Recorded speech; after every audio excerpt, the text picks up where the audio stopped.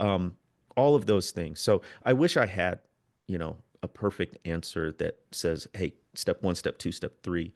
The reality is we're dealing with a situation that's so big and so convoluted, that's going to be hard to do. But awareness, relationships, commitment.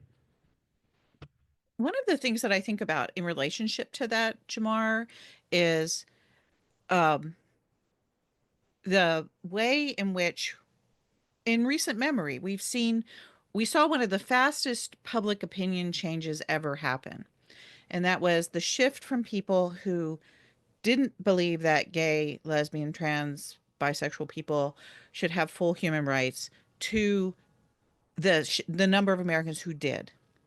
There was a very, very fast public opinion change. And I remember when Robbie's, the PRI was tracking this, through religious communities. And you could see actually one of the hugest shifts that happened where it was in churches.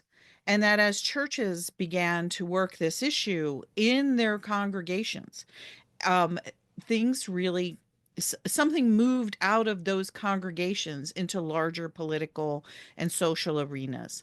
And I'll never forget reading one of Robbie's polls, and then the next weekend I was in my in-laws Presbyterian church that was in Annapolis, Maryland.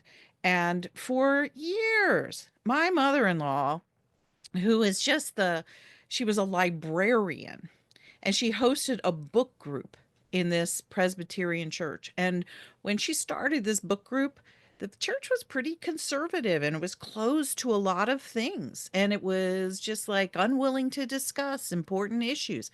My mother in law started this little book group by the librarian in the corner of the church, that met on, like, Tuesday night or something, and they read all kinds of books together.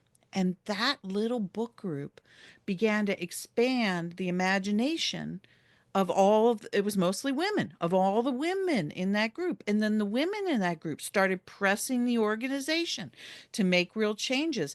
And within a very short period of time, this congregation that was closed and locked down to social issues became a congregation that was supporting LGBTQ rights. It was willing to have that fight in its public space.